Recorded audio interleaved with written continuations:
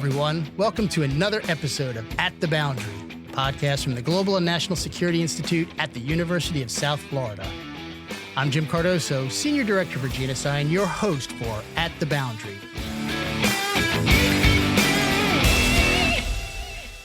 On today's show, we're going to be discussing military recruitment and retention.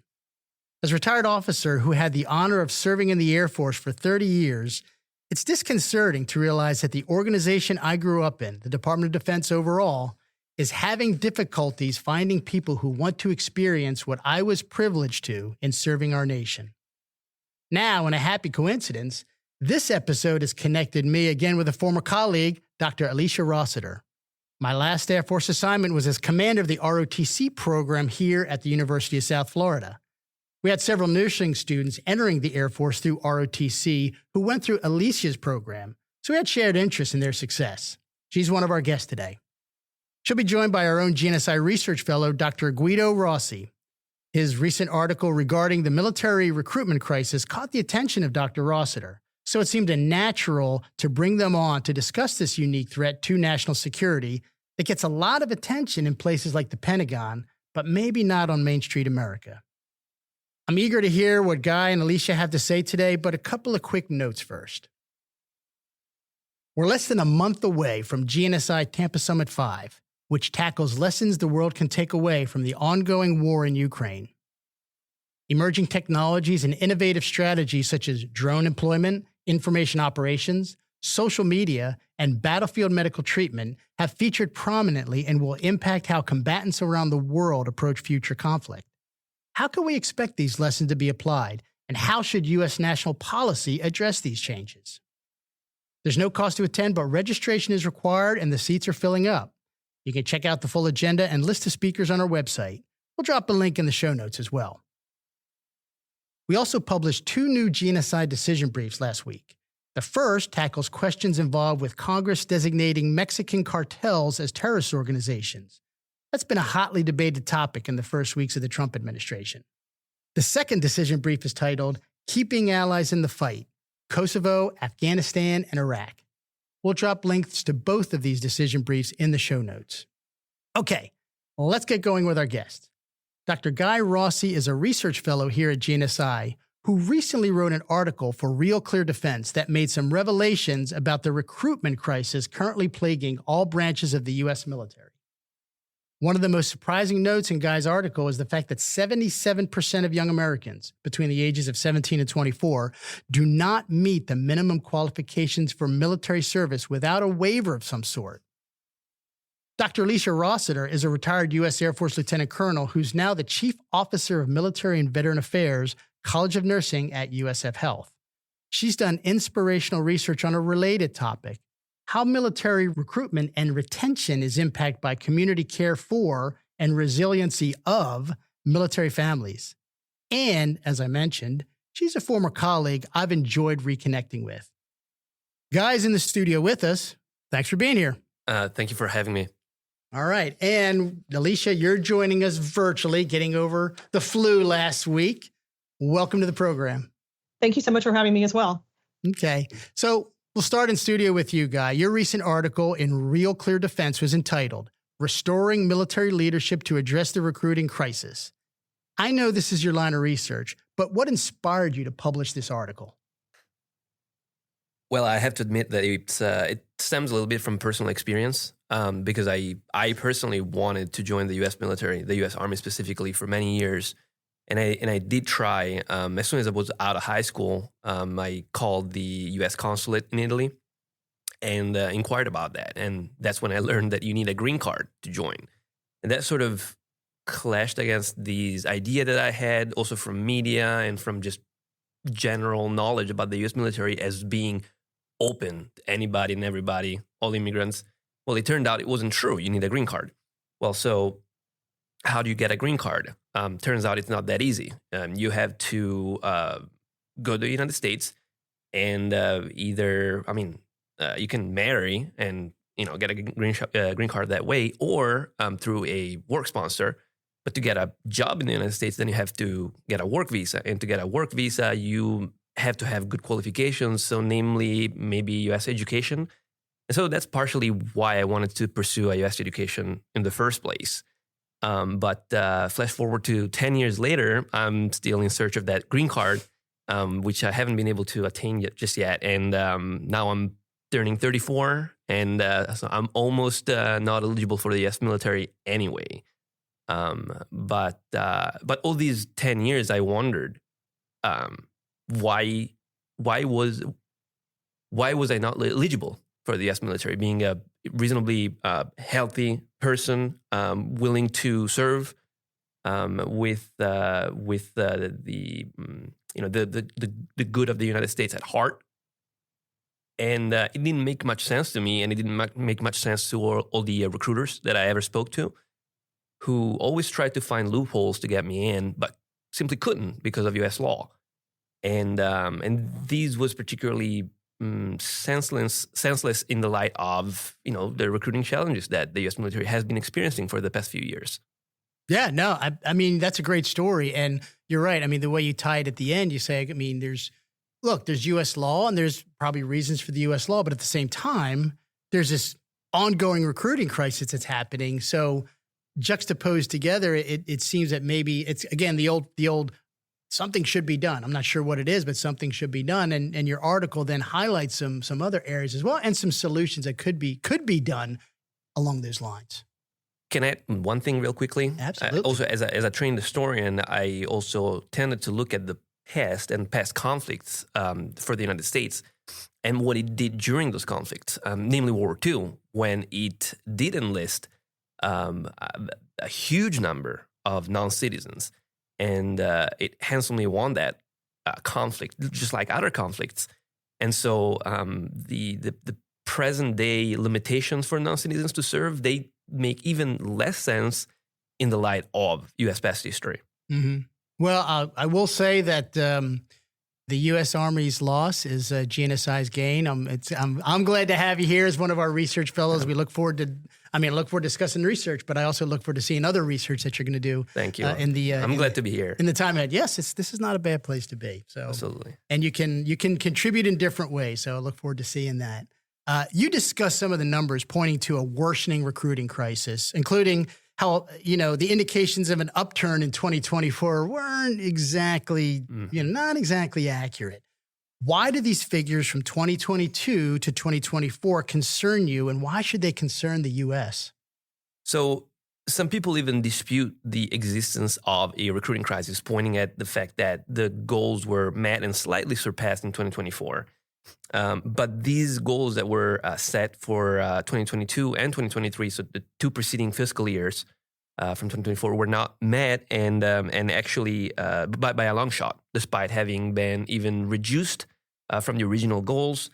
And it's not just that fact, but the fact that the gains derived from specific maneuvers, some specific choices made by the services to try to get as many people in as possible by issuing waivers, or through the preparatory courses. The preparatory courses, so the Future Soldier preparatory course was established by the Army in 2022, and a Future Sailor preparatory course was established by the Navy the following year, based upon the success, quote unquote, of the Army's preparatory course. And these courses try to bring up to standards those applicants who can't quite meet the enlistment requirements, either in terms of physical requirements or academic requirements. They basically, bring them under their own wings and train them for a set number of weeks. I don't remember exactly how long, I'm sorry. And they bring them up to standards, and then they retest them, and they are supposed to qualify, and then they bring them in. But of course, these costs money and facilities. For the Army specifically, the less space available forced some recruits from 2023 to be postponed to 2024 because they didn't have the space available to actually train them. So this is a series of short-term solutions that, first of all, cost money, and second of all, I see them as short-term solutions, because in the face of declining standards, educational, physical, health, worsening criminal records, these solutions tend to rescue basically these applicants, right? But unless you expand the tolerance level, at one point the decline will be so wide that it won't be possible to rescue them anymore. And so, and on top of that, like I mentioned, it costs money, and actually increasing expenditure for recruiting programs. It's another issue, maybe even the biggest issue, because, for instance, recruiting. I have here quick data on the increasing cost of recruiting. In 2024, it was more than twice the amount of 2001, which was 278.8 million. And at this rate, if the defense budget remains unvaried by 2039, recruiting will consume the entirety of the defense budget. Jeez. Okay. So it's not a sustainable solution. Yeah. Just paying for it is not a sustainable solution. Right. Yeah. I mean, you have to find, I'm not an expert in, you've done the research, and I experienced it when I ran the ROTC program here at University of South Florida. That's the first time I met Alicia as well. And as we were bringing students on, the one area that I saw that was a source of frustration was in the medical. And we applied for so many medical waivers, and some were granted and some weren't. And one frustration was, of course, some that weren't granted for students I had that were just extraordinarily healthy. And one of them I know, who he wasn't granted a waiver. He went on to be a professional bodybuilder. Mm-hmm. I mean, he's a very healthy young man. I mean, the Air Force, and he was a good cadet as well.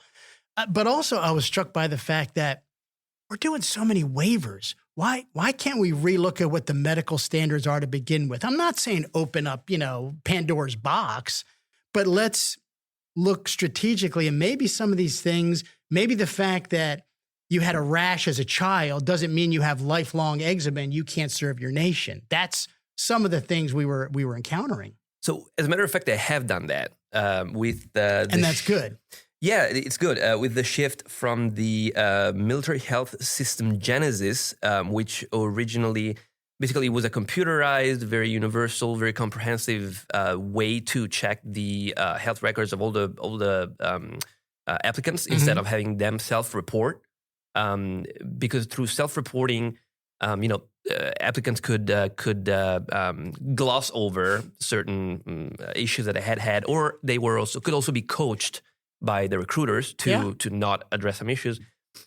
But these military health system GNSI had the opposite problem, that it reported asthma that they might have had at 7 years old. Mm-hmm. Yeah. And that didn't affect them anymore.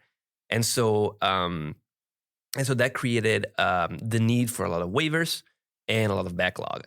And that slowed things down tremendously. The amount of work that they were doing to try to clear these waivers was just astronomical. Recently, they adopted a new system called Medical Accession Record Pilot that acknowledges whether these conditions should be disqualifying for service or not, and also how much time has passed ever since they experienced some conditions that could be disqualifying. Mm-hmm. And also the list of conditions that are now considered disqualifying for service has been reduced from 54 to 31. So some I think childhood asthma has been taken off. That. Yep. And also ADHD as well. Okay. Yeah. And so some could be debatable, maybe some not. Just the fact that they opened it up some. I mean, the overall point is that, there's so many waivers, and you talk about, 1 in 6 are getting waivers, I think. So maybe we need to look at the waiver process and do these things really require waivers? Maybe relook at what really is disqualifying, and some things don't need to be disqualifying potentially, and that would open up the pool and smooth the road as well. So there's not the waiver process. It eats up a lot of time as well. Sure. The figure that you pointed at, the 1 out of 6, that was especially in 2022 when they were really trying to win that recruiting challenge. But of course, the problem is, well, first of all, is that these waivers are anyway they're on the rise because of declining health. Yeah. And as long as these conditions are, again, they shouldn't be disqualifying for service, I'm totally in agreement that they should be overlooked and these people should be accepted for service. But some sort of standards, some sort of limits to that should also be kept in mind. And we can't continue to expand the list, or rather reducing the list of disqualifying conditions, or maybe even for multiple conditions that shouldn't be disqualifying. How many conditions, disqualifying conditions, can we tolerate in one single applicant? You know? Yeah. I mean, if it's got asthma, okay. If it's got ADHD, okay. What about asthma multiple and things? ADHD? Yeah, you have to take them into account. Yeah, I agree with you there. And the problem is also that many of these waivers are not just for medical conditions, are also so-called moral waivers. So for criminal offenses, essentially, some of them use of drugs, or other felonies, and I'm not sure if misdemeanors. I've never quite understood the difference between misdemeanors and felonies. But steal a pack of gum and you can't join the military. Who knows? But I'll tell you what. So you have one other aspect you explore, but and that's with a certain personnel and senior leadership moves that you see are required in the Department of Defense. But let me go and turn to Alicia for a little bit. Let me pull her in. Your research, Alicia, focuses more on quality of life for military families and I guess the lack of understanding of the modern stressors they encounter and its impact subsequently on recruiting and retention. Now, I'll say that military lifestyle has always had its unique stressors. I know that, you know that from personal experience. What do you see has changed in the current environment that's increased that? Thank you for having me today, Colonel Cardosa. It's great to reconnect with you and to finally meet Dr. Rossi. And as you had mentioned earlier in the segment, Dr. Rossi's article really caught my interest because I am a family and pediatric nurse practitioner and live in the Tampa Bay area, which is right outside of MacDill Air Force Base, and had worked with military-connected children in my civilian job with the Hillsborough County School District, as well as caring for children out at MacDill Air Force Base. And I read the 2010, the initial report called Mission Readiness. And it was the report done by 100 retired generals and admirals who were looking at recruitment issues. And the report was actually titled Too Fat to Fight. And it really sounded the alarm on recruitment issues facing the Department of Defense and linked those issues potentially to a national security threat. And at that time, 75% of individuals between the ages of 17 and 24 were unable to join the military, primarily because of obesity, health comorbidity secondary to obesity, and like Dr. Rossi mentioned, incarceration, drugs, alcohol, and a couple other issues. Fast forward to 2023, that number has now increased to 77% of kids being unable to join the military for those same reasons. Hence why we're having to issue a lot of waivers for these individuals to join the military. And as you mentioned, my work primarily now is with military families, specifically the impact of parental military service on military-connected kids. And when I read his article, what really made me start thinking is historically our military families have significantly helped in filling those recruitment gaps and helped mitigate that recruitment crisis. And they've done this through a legacy of multi-generational military family service. When you look at new recruits today, enlisted recruits, 25% of new recruits have a parent or parent who is currently or has served in the military. And upwards to 80% have had a family member who has served, whether it be a parent, a sibling, a grandparent, aunt, uncle, cousin. So there is a huge connection for our military families going into the military. And when we think about that, it becomes really important because while the focus of military resilience research has been primarily on the service member, it's really critically important that we expand that focus to include the entire military family. We need to really focus on military family health and resilience and risks that these military family members are facing, because these are the key factors to not only today's mission readiness for that service member, but also recruitment for tomorrow's volunteer professional armed services. And like I said, as I mentioned, we don't want to disenfranchise our military families because this will lead to less and less going into the military. The number one predictor of a service member remaining on active duty is the satisfaction of the at-home spouse.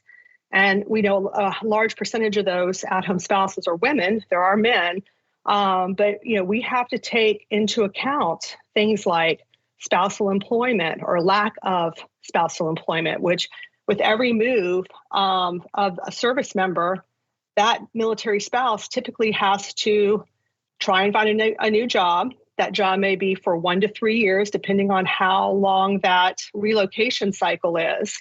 And it often places them at a disadvantage for employment. So looking at, like I said, spousal employment, and when we think about a single income family, because a military spouse is unable to be employed, those military families are also facing housing and food insecurity. And this directly impacts not only the service member and the spouse, but their children. And once again, when that spouse thinks about the needs of his or her family, they also incorporate the needs of their children. And we, specifically looking at healthcare and academic continuity. Once again, from birth to adolescence, we're looking at a need for continuity of care from a health perspective, making sure that these milestones are being met, immunizations are received, basic primary health care, anticipatory guidance, all of that stuff. And if we are, not having, if there's a lack in that continuity of care, this puts that child's health and welfare at risk. So, like I said, critically important that we, focus not only on the service member and, recruitment and retention, but how are we going to support the families so that they, remain a healthy, vibrant part of that decision to stay in the military. And should a child down the road decide when they, hit that 18 years of age that they want to join the military, that they've had a positive, healthy experience watching their parents serve and being part of that military family.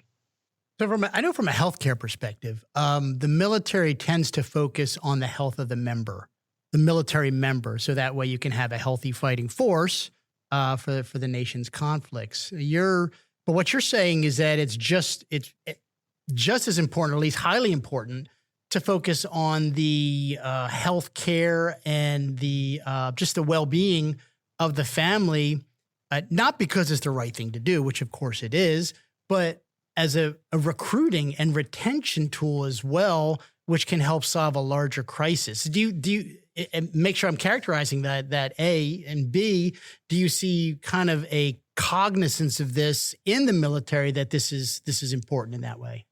I think in the military, we see that. I know over the last several years, there's been some shifts in our military families now receiving care out in the civilian sector. The DHA has shifted some of the health care from the MTFs into the civilian sector. Same thing, we're seeing the same thing with our veteran population. Many of them are seeking care in the community setting. However, once again, my line of research and work has also been focused on educating healthcare providers to meet the unique healthcare needs of our service members, veterans, and military family members who are seeking care in the civilian sector. We've opened up all these opportunities for them to be seen out by civilian providers. However, what we're finding is most of them do not understand the unique healthcare needs of service members, veterans, and families. They don't have the cultural competence to provide culturally competent care. And oftentimes, when these individuals are seeking care in the civilian sector, they often kind of go unnoticed. No one asks the question, have you ever served? Or do you have a spouse or a parent who is serving in the military?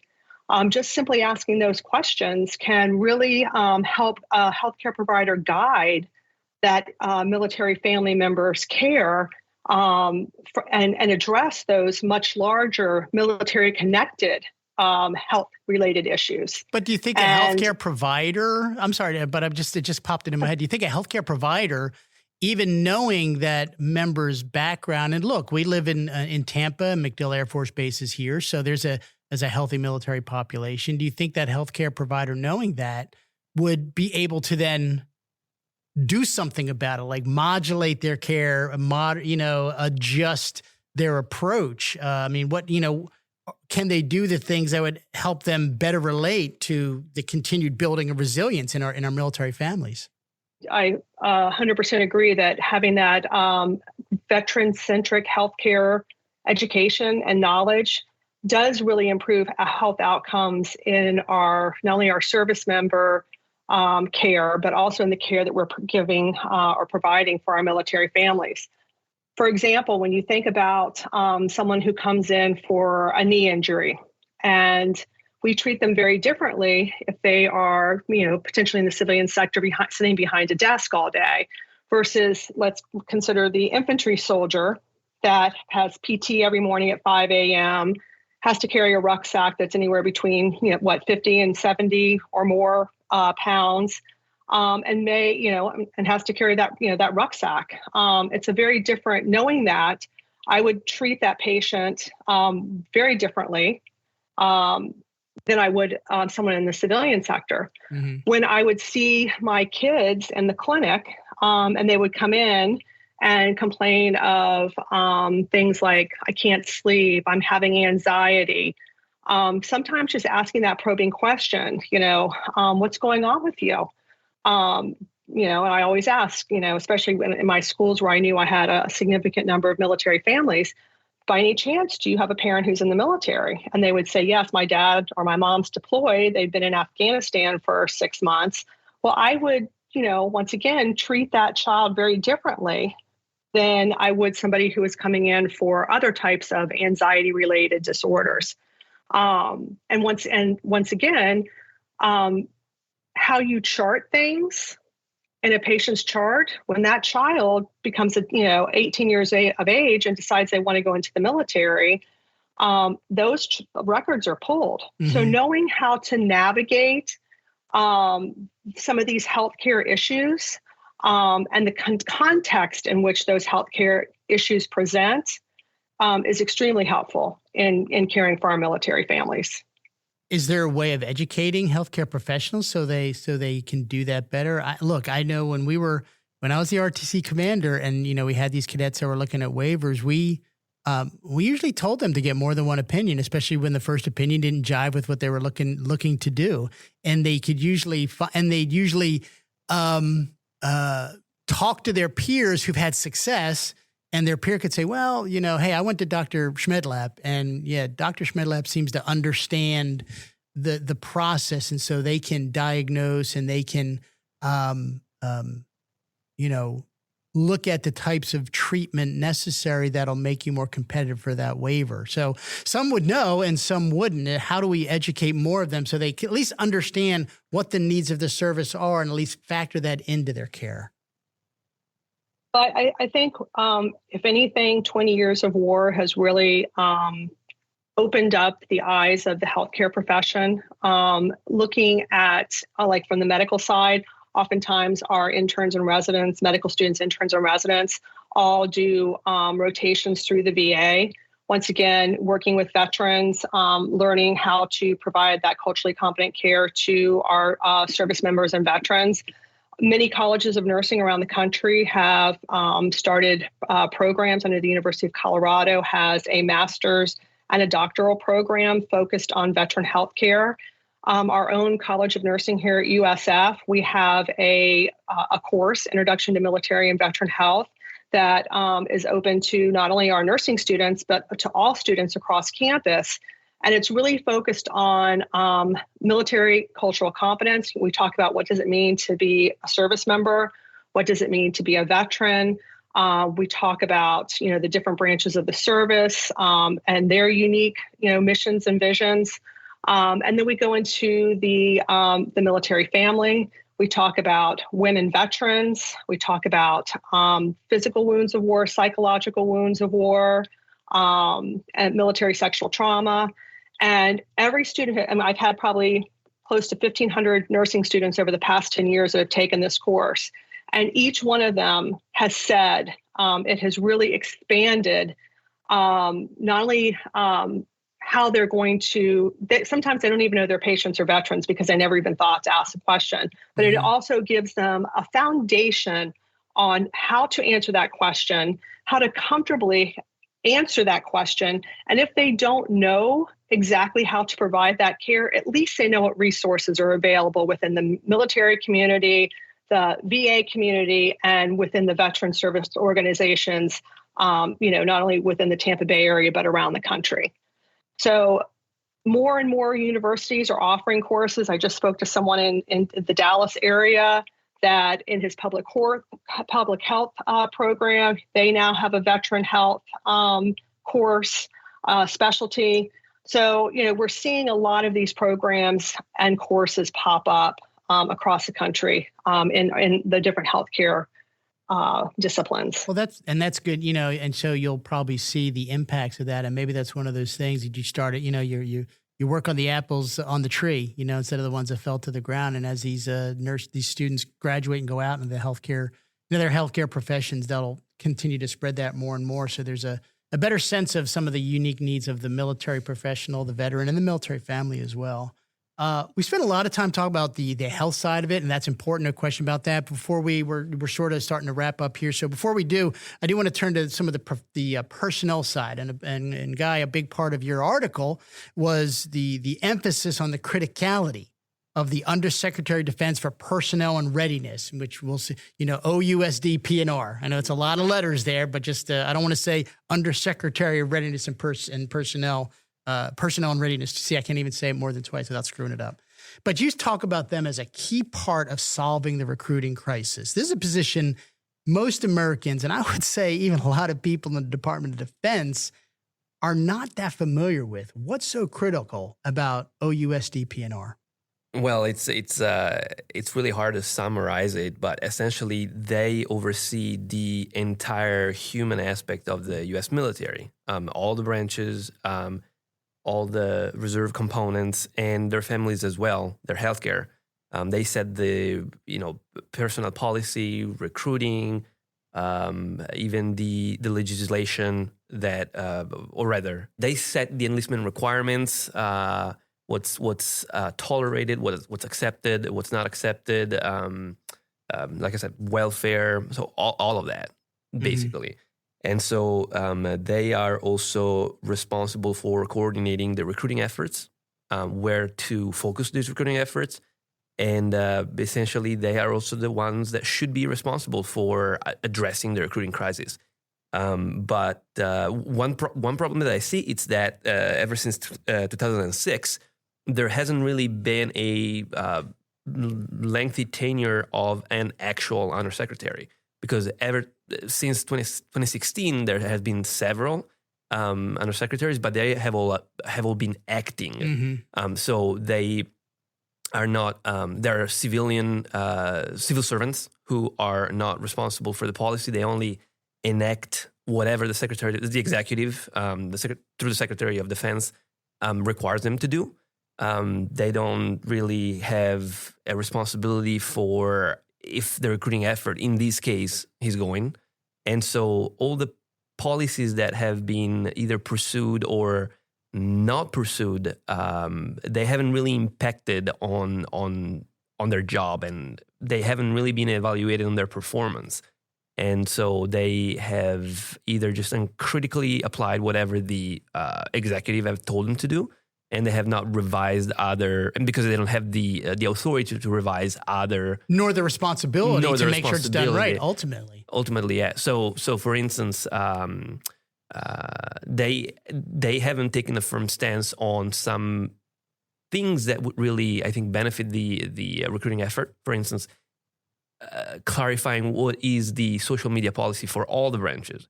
And so the branches really are acting in a sort of unknown, and they're not sure how they can use social media to boost their recruiting efforts. And so the Army is doing it one way, but it's really, and they don't really want to put too much emphasis on that. They want to err on the safe side rather than the risky side. Mm-hmm. And the other branches are not doing the same thing. Because there is a lack of one single directive that applies to all the branches in terms of social media, for instance. Yeah. And then other legislation that has proven, I think, harmful for recruiting purposes, such as that relating to non-citizens who are also non-permanent residents, but have skills that would be very, very useful, vital, I would say, for the military. That very restrictive policy has not been changed, even though it's harmed the recruiting effort. Yeah. So your recommendation would be if President Trump were to call you today, your big recommendation would be hire not an acting, but get a no kidding Undersecretary of Defense for Personnel and Readiness, nominated, vetted, confirmed by the Senate, yes. and in place, so that yes. they have both the authority and the sense of responsibility to do some of that, and they can provide that broad umbrella guidance for the services to exactly. move out in a somewhat standardized manner. Yeah, and at least taking control of the ship for some time, provide firm and clear leadership to the branches, at least in terms of recruiting effort. But since we're also talking to Dr. Rossiter, why not talking also about how to improve welfare for the families, healthcare for the families as well. So and not so much the ship, but I guess the fleet.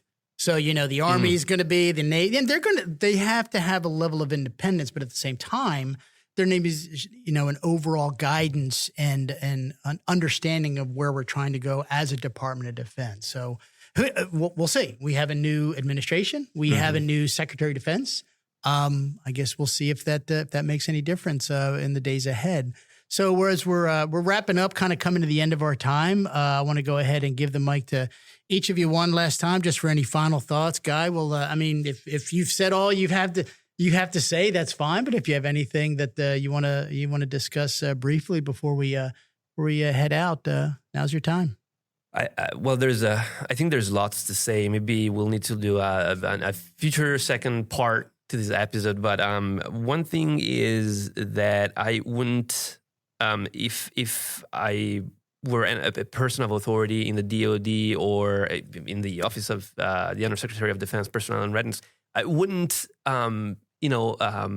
just lull myself in a sense of tranquility based off of the results of the fiscal year 2024, which were, they were okay. They were boasted as being exceptionally good, but the reality is they were satisfactory, which is not excellent. And the 2025 goals are challenging.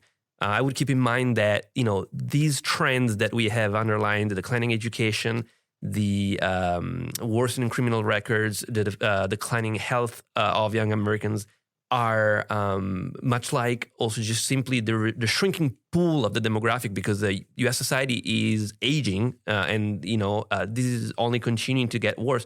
These are not easily reversible trends. They're not completely irreversible, but how do you improve the education of Americans? How do you improve their health? How do you prevent or reduce crime among young Americans? These are enormous questions. Bigger issues, yeah. Way bigger questions, yeah, right? So. And so, and the aging of the U.S. population, I don't know if it's reversible at all. So all these little solutions that we've been toying with, the prep courses, issuing waivers, trying to be more discerning about what is qualifying or disqualifying, they are short-term solutions that will only work for so long.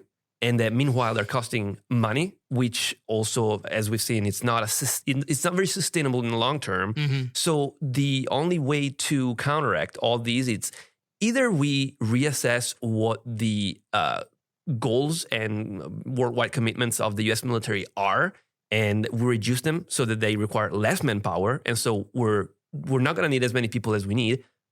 Or if we want to maintain those goals and those worldwide commitments, then we have to think about sustainable strategies and that are not short-term solutions, long-term solutions. So how to expand the pool, the demographic pool that we're recruiting from. And so, well, so there's no question. I mean, so we'll probably come back to this topic in the future. Sounds good. For now, we'll definitely link your article in the show notes as well. So that way people can look at that and people get to know you as well. And I'm sure you'll be doing further research, which will get published in the future as well. And I look forward to seeing that. Alicia, over to you. Any final thoughts on what we've been talking today as we get ready to exit the podcast?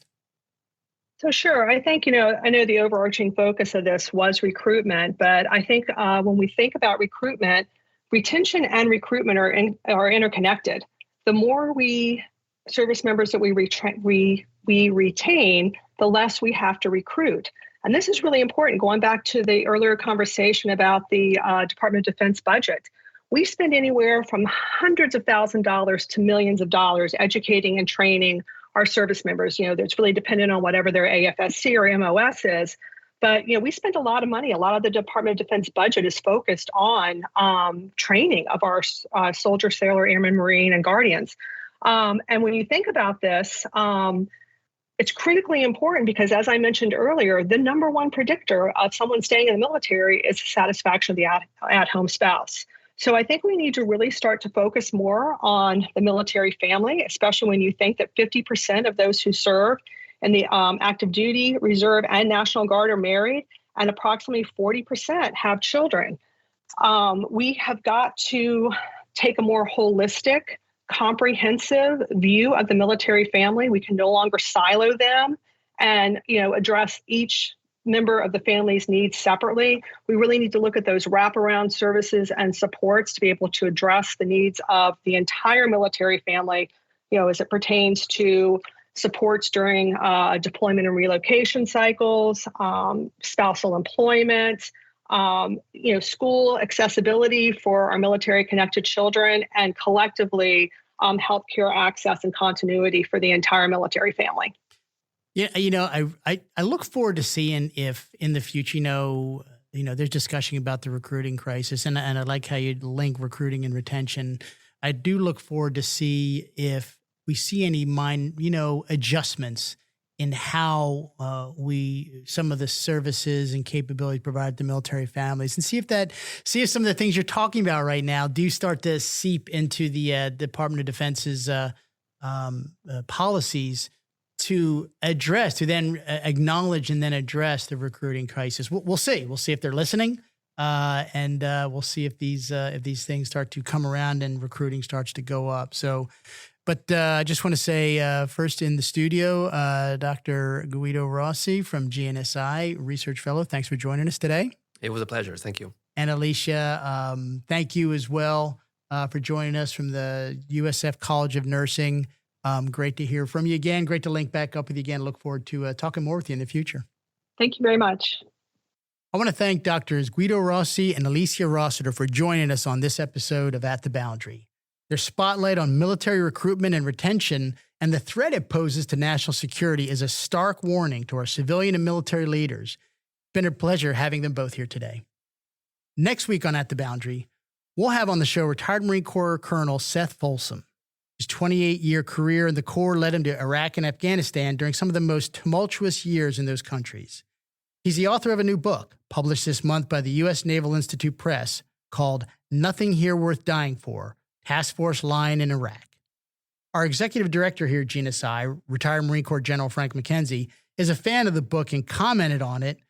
His articulate and insightful book adds to the considerable literature about Marines and small unit actions. This is a book all Marines should read. Folsom will be our guest next week on At the Boundary. Be sure to join us. Thanks for listening today. If you like the podcast, please share with your colleagues and network. You can follow GNSI on our LinkedIn and X accounts at USF_GNSI. And check out our website as well at usf.edu/GNSI, where you can also subscribe to our monthly newsletter.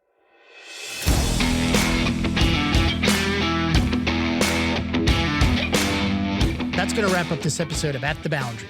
Each new episode will feature global and national security issues we found to be insightful, intriguing, fascinating, maybe controversial, but overall, just worth talking about. I'm Jim Cardoso, and we'll see you at the Boundary.